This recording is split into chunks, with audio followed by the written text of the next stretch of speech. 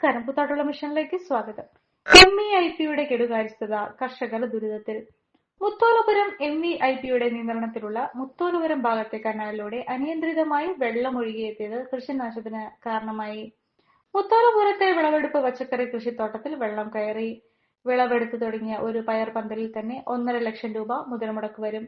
ഇന്നലെ രാത്രി മുതൽ കനാലിൽ ജലനിരപ്പ് ഉയരുകയും അത് ഓവർഫ്ലോയായി തോട്ടിലൂടെ ഒഴുകി കൃഷിയിടങ്ങളിൽ ആകെ വ്യാപിക്കുകയാണ് ഉണ്ടായത്. കനാലിലൂടെ ജലം ഒഴുകിവിടുന്നത് ടേൺ അടിസ്ഥാനത്തിലാണ്. എന്നാൽ ഇതുവഴി ജലം ഒഴുക്കേണ്ടതിന്റെ ടേൺ ഇന്നലെ മാർച്ച് 27-ാം തീയതി വെള്ളിയാഴ്ച അവസാനിക്കാനിരിക്കെ അനിയന്ത്രിതമായി ജലം ഒഴുക്കിവിട്ടതാണ് കൃഷിനാശത്തിന് കാരണമായത്. കൃഷിക്കാർ അറിയിച്ചതനുസരിച്ച് സ്ഥലത്തെത്തിയ ഇലഞ്ഞി ഗ്രാമപഞ്ചായത്ത് വികസന കാര്യ സ്ഥിരം സമിതി അധ്യക്ഷൻ MB ജോസഫ്, MB ഉദ്യോഗസ്ഥരെ വിവരമറിയിച്ചതിനെ തുടർന്ന് വിവിധ സ്ഥലങ്ങളിൽ നിയന്ത്രണം ഏർപ്പെടുത്തിയാണ് ഉച്ചയോടുകൂടി ജലമൊഴുക്ക് നിയന്ത്രിക്കാനായത്.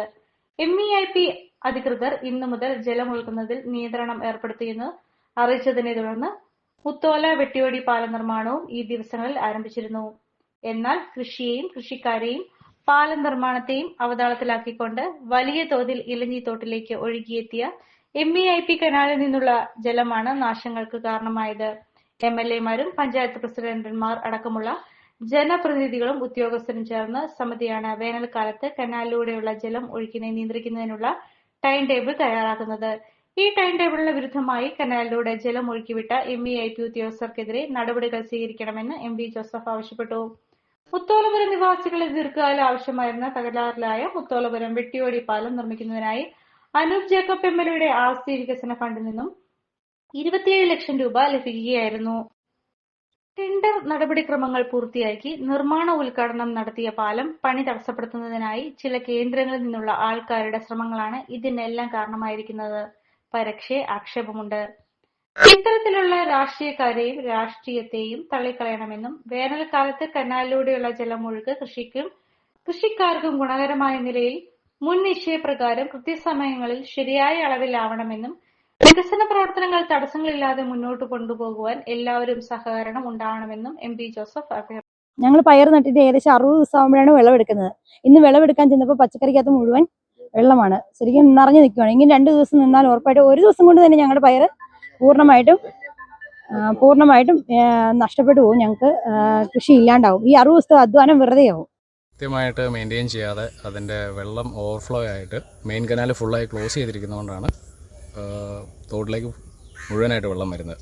അപ്പോൾ അത് കറക്റ്റായിട്ട് നിയന്ത്രിച്ച് വിട്ടുകൊണ്ടിരുന്നതാണ് മുൻകാലങ്ങളിൽ. അങ്ങനെ ചെയ്യുകയാണെങ്കിൽ നമ്മളെ സംബന്ധിച്ച് ബുദ്ധിമുട്ടില്ല. ഇതിപ്പോൾ ഇങ്ങനെ ഒരു മുന്നറിയിപ്പില്ലാതെ ഇതുപോലെ ഫുള്ളായിട്ട് കനാൽ നിറച്ച് വെള്ളം വിട്ട് ഇതിപ്പോൾ നമ്മുടെ കൃഷി പൂർണ്ണമായിട്ടും വെള്ളത്തിൽ മുങ്ങി നിൽക്കുകയാണ്. ഈ സമയത്ത് സാധാരണ ഒരിക്കലും ഇങ്ങനെ ഉണ്ടാവാറുള്ളതല്ല. വെള്ളമില്ലായിരുന്നു. ഇന്ന് കനാലിൽ വെള്ളമില്ല. തോട്ടിക്കോടെ മുഴുവൻ കണ്ടമാനം വെള്ളം. എല്ലാവരുടെയും കൃഷി പയറെല്ലാം വെള്ളം കയറി നശിച്ചുപോയി. ഇത്രയും ദിവസം കനാലിൽ കൂടെയായിരുന്നു മാത്രം വെള്ളം. ഇപ്പോൾ തോട് നിറച്ച് അരത്തോട് വെള്ളമായി. ഒരിക്കലും ഇത്രയും വെള്ളം ഇതുവരെ ഉണ്ടായിട്ടില്ല. പാടത്തെല്ലാം ഇപ്പം വെള്ളം കയറി കഴിഞ്ഞു.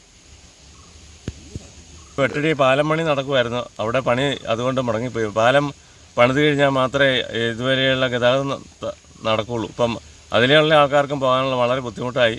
മുത്തോലപുരം ഭാഗത്ത് വെളശ്ശേരി താഴം ഭാഗത്ത് നമ്മുടെ കനാൽ ഓവർഫ്ലോ ആയി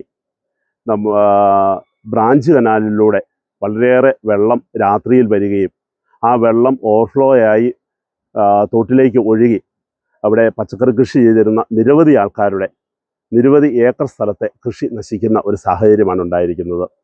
ഇവിടെ എടുത്തു പറയാനുള്ള ഒരു പ്രധാന കാര്യം എന്ന് പറയുന്നത് MEIP-യുടെ ഉദ്യോഗസ്ഥരുമായിട്ട് ബന്ധപ്പെട്ടപ്പോൾ അവർ പറഞ്ഞത് 27-ാം തീയതിയോടുകൂടി ഈ ഇടതുകര കനാലിൽ കൂടെ, അതായത് ഈ മുത്തോലപുരം മെയിൻ ബ്രാഞ്ച് കനാലിൽ കൂടെ വരുന്ന വെള്ളം അതിൻ്റെ ടേൺ അനുസരിച്ച് 27-ാം തീയതി വരെയാണ് ഉണ്ടാവുക എന്നാണ് പറഞ്ഞിരുന്നത്.